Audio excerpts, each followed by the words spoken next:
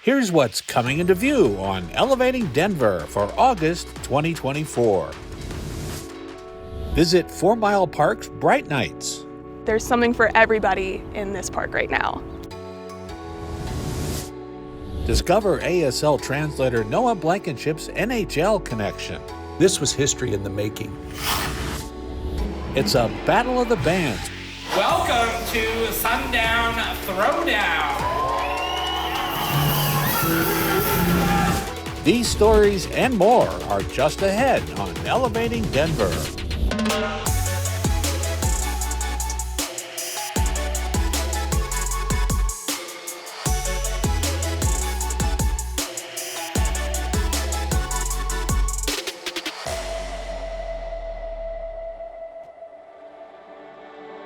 We hope that guests come in and first of all, they're awestruck. As soon as you walk in, you see a 30-foot tall dragon. You're looking straight up at it. And what we really want is for people to want to come back and see what else we're going to offer them. We're at 4 Mile Historic Park right now. Really excited for Bright Nights at 4 Mile. This is a super new event, only in its second year.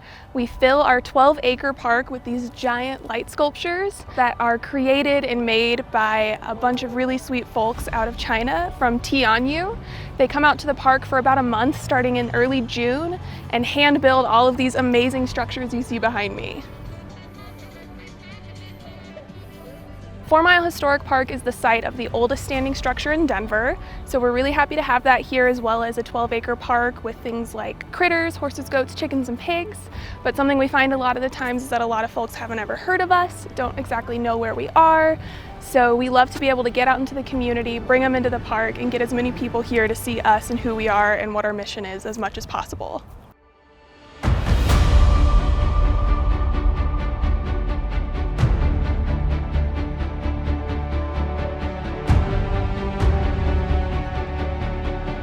So this year we're featuring Colorado wildlife, Eastern mythology, Western mythology. You're gonna see dragons, crystals. There's a really amazing 120-foot long phoenix in the back. A lot of them move, blow smoke, a whole interactive area as well. There's something for everybody in this park right now. The money we make from Bright Nights at 4 Mile goes directly to the house. Things like renovations. A 165-year-old house obviously has a lot of things that need some work done and in very specific ways. So what we make here goes directly towards that. The 4 Mile House is the oldest standing structure in Denver, built in 1859 by the Brantner brothers, who came out here to find gold in the Cherry Creek. Didn't find any, but that's okay. The next owner was a single woman, Mary Cocker, who ran it as a way station. So folks that were traveling to Denver, this was their last stop. So they come here, gussy up, use the communal toothbrush, and get ready to go into the big city. So we want to preserve its history as that oldest standing structure, but also to show how people got here, got to Denver back in the day. Since we have 12 acres of surrounding parkland, one of the biggest things we like to do here is bring in the community as much as possible. And we have other events throughout the year, but this one seems to bring in the most amount of people. They get really excited for the way we activate the park. There's nothing like this going on anywhere in the Rocky Mountain West. They switch up the theme every year, so it's something different, but what we like to include in it every year is Colorado history. So this year we're really highlighting Colorado wildlife.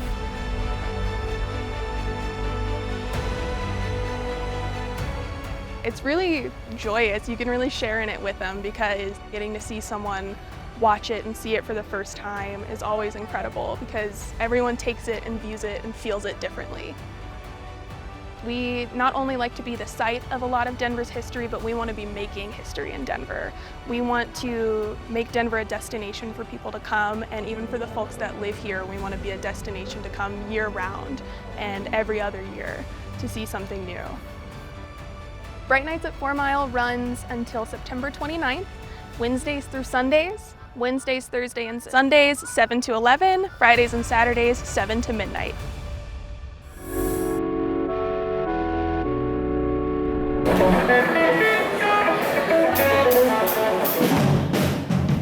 Ladies and gentlemen, how are we doing tonight? I tell you what, we only got 15 minutes, so we're gonna make this quick, but I tell you what, we're gonna have the biggest 15-minute party right here Throwdown. Karina and I actually like, did you see this contest? Tonight felt real special. All three bands are brand new to me tonight. To be at this event is quite a big accomplishment for all of us. It's just a really cool opportunity, especially to support local music. Every Colorado artist wants to play Red Rocks. Denver Arts and Venues kind of partnered with Denver Film, a little over 20 years ago to harness with Arts and Venues the power of Red Rocks Amphitheater. That venue and its acoustics, that many people that can fit in it and present amazing films that are cult classics. That's an electricity that you can feel when you're at Film on the Rocks. And Mad Max Fury Road is gonna cap it off. And so we're like, you know what? It's time to present it with a band that the people have chosen. Battle of the Bands competition here. We've been kind of voting for a couple months and it's whittled down to 3 bands. It's just great to support local music, to support local artists, and to do that for us and for everybody involved is amazing. We've had bands play before almost every Film on the Rocks that we've had over these years. And that's one of the reasons why we did Sundown Throwdown, is every year while we're deciding the films, we're also met with hundreds of people who are like, my band should play Film on the Rocks. In no particular order, Radio Flute. Definitely rock and roll is where it all starts. We've really, in the writing process, tried to include all 4 of us. It all kind of comes together and creates this almost like a fusion rock band without being true fusion. We're releasing new singles, and we're so excited to put out new music. Ms. Vendetta. 4 badass women, rockers. We do covers, we do originals. We love to write and create our own sound.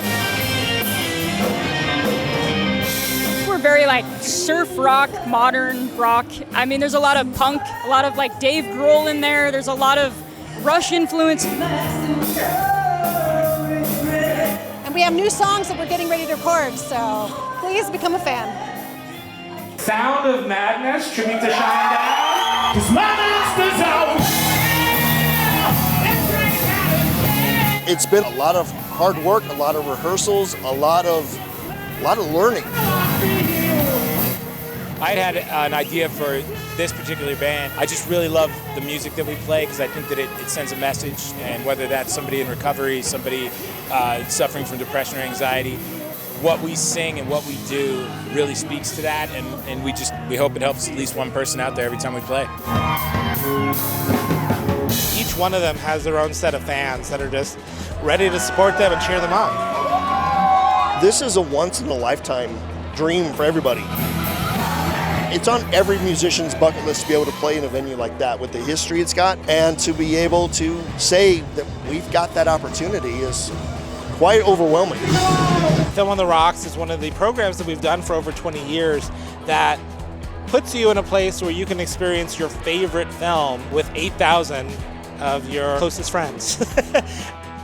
We can't do any of this without the support of our viewers and our members at Denver Film, and it's why we do things like Film on the Rocks, because we're really about strengthening community and bringing people together through one shared vision.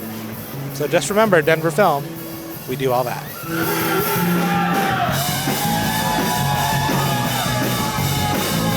To have the opportunity to even just be considered is amazing. All right. Thank you so much for just putting this on. And then, of course, Red Rocks is crazy. And knowing that any one of these bands gets to do this, it just warms my heart. Local music belongs on that stage. We just really want that experience in an event like this to be a consistent thing that happens every year. This was the first time we've done this, and I don't think it will be the last. The winner of Sundown Throwdown is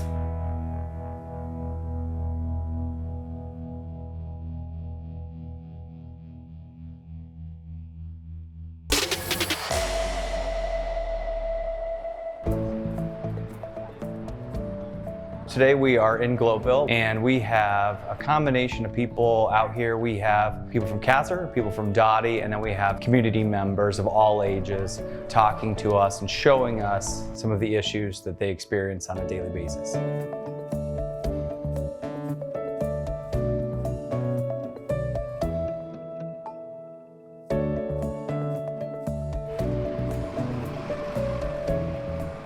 You can see right here that the issue is partially that there's no sight lines, and so if somebody's swooping around this corner real quick, and you can't see, so you're kind of out on the road by the time you're able to be seen. This is the route that you would take to go visit your neighbors. We're residents. We live this every single day. We're here every single day. So it's extremely important for them to actually hear it coming from our mouths and not just from a paper that doesn't have a face to it, a paper that doesn't have someone that's living this community every day. And we feel like also it's very dangerous walking, like maybe if there was a rail right there for the kids. While walking around today, we saw a variety of issues. We saw people running stop signs or really just bad driving behavior. We also went underneath I-70 along Washington Street, which is where we saw that there's really not any type of safety from the sidewalk to the street, and we had people going through at very high speeds. We also experienced a lot of bird poop cascading along the wall, but then also along the ground. And this is one of the main areas that children and families walk to and from school. Really unsafe experience. We also saw overrun vegetation in the right-of-way. We saw cracked sidewalks. Instead of having that 30,000-foot viewpoint, we are at the 5-foot level. We're looking down. It's really important for us to be here in the community to directly hear from community members what's going wrong or what they're experiencing it, so that as we are working on solutions moving forward, either as Kaiser alone or with our other city agencies, we can really hone in on what those issues are and create solutions that are truly based in the community and in what the community really wants to see happen. Speed bumps, that wall I was talking about, and making it a one-way, either way, because it's dangerous there. I'm a 4th generation Globeville resident. My mother, my grandmother, my great-grandmother have lived here our whole lives, and it's just gotten out of control with the neighborhood. The traffic, the industrial people driving through the neighborhood, it's just turned into more of an industrial neighborhood instead of a homely neighborhood. All those issues would just make this a safer community for our kids to just walk around in general. Nobody really walks around too much, nobody rides their bike around too much. I think for a lot of people that live in this community, their quality of life is impacted by all these. While they look small by themselves, when you start to add them all up, it makes for a diminished quality of life. And hopefully as we proceed with some of our solutions and a lot of the solutions that Dottie is already lining up, hopefully we'll see an area where people feel safer walking, biking, crossing the street, sending their kids to school. Hopefully over the course of time, we will bring in treatments that can start to begin to cool the community via that tree cover or green infrastructure, and just give people a place that they're already proud of, that we can sort of give them the tools and we can give them the resources to further make their community everything that they want it to be.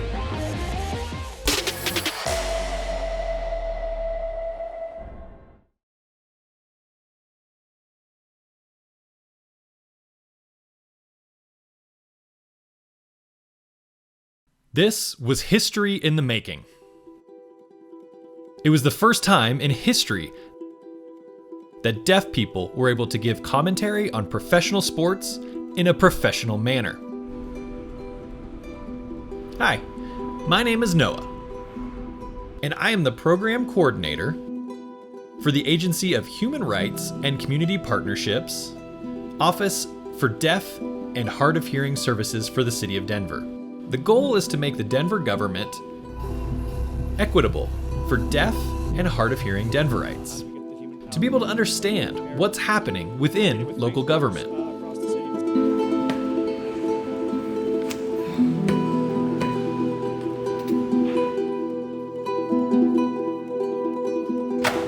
My love is the game of hockey.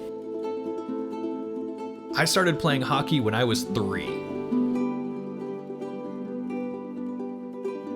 Growing up, I was always watching the NHL, the National Hockey League, because it was just fun.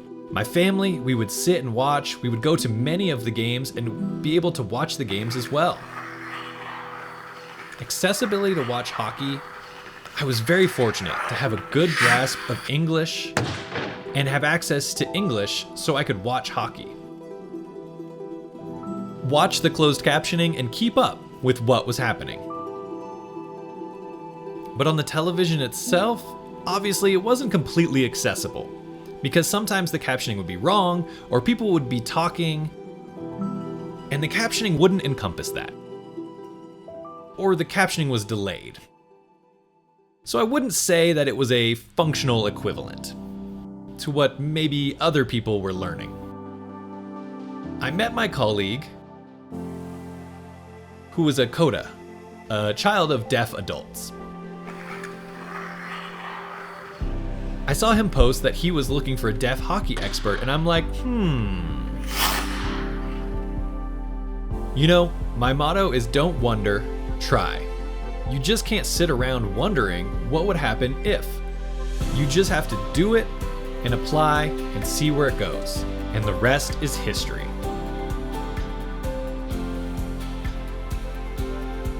We did an alternative broadcast for the Stanley Cup.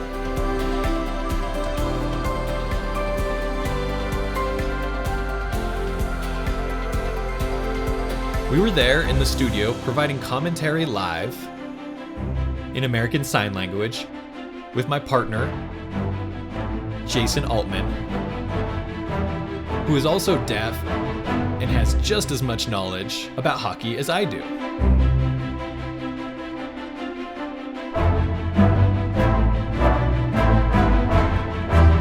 You know, I wasn't as nervous as you would think because I have a lot of on-camera experience and different training through different opportunities that I've done, working with the mayor's press conferences, being on camera for different events.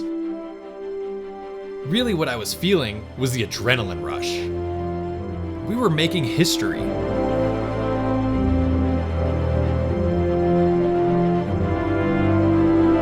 We had intermissions and intermission conversations with different deaf people who are influencers, celebrities, leaders in the deaf community. And we would have conversations with them. Maybe, 4 minutes during each of those intermissions.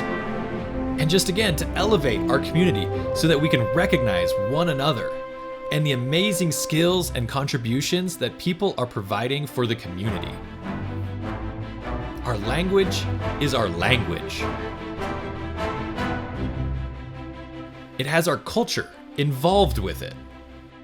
Language deprivation happens with many people within our community. People that aren't being exposed to our culture, aren't being exposed to our language. So being a language model is really important. Having that opportunity, as I mentioned, preserving our language through sports and being able to do all of that caused a lot of emotions for sure. And you can see my passion.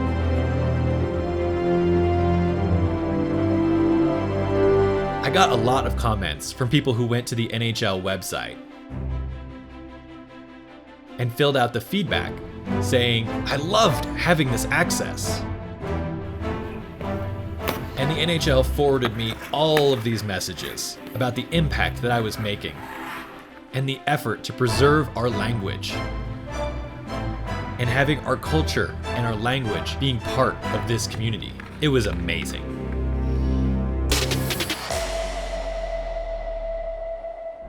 I also love that I can get to the mountains during the day and go clubbing at night. No, sorry.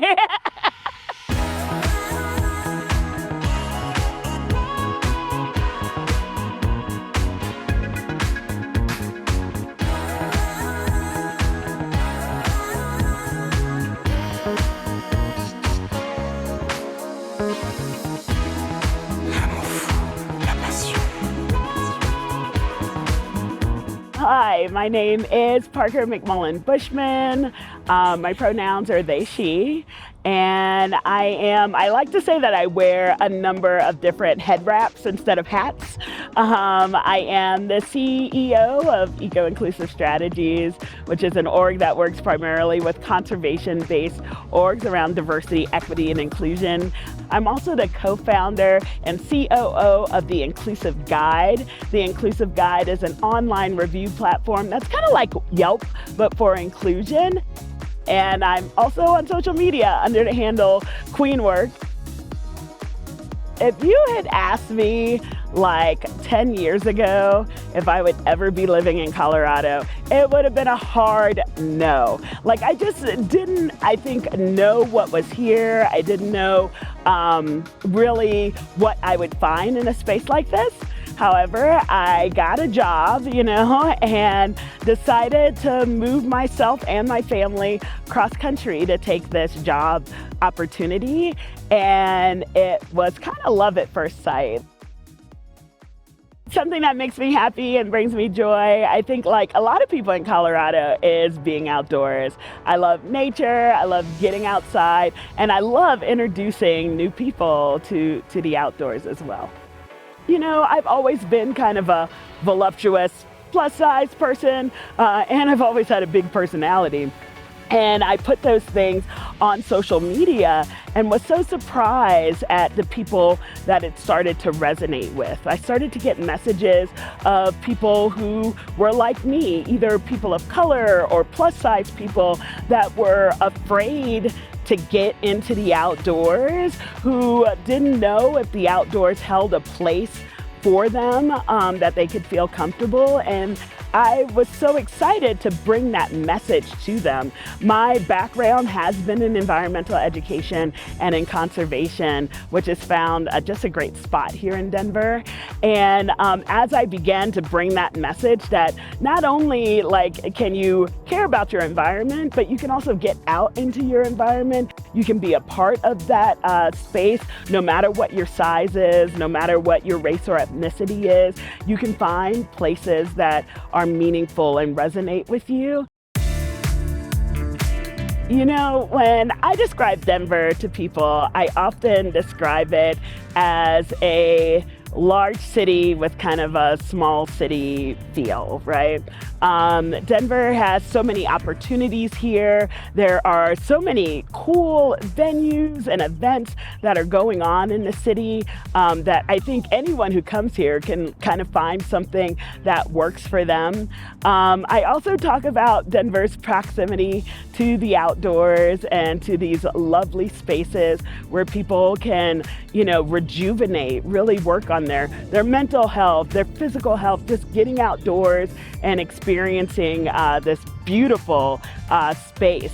And so I think Denver is a space of connectivity, of joy, of shared community, and I love it because of those things. Denver, I love you because you have been a place of growth and connectivity and community for me. I love your versatility and everything you bring to the different groups of people that live among your city streets.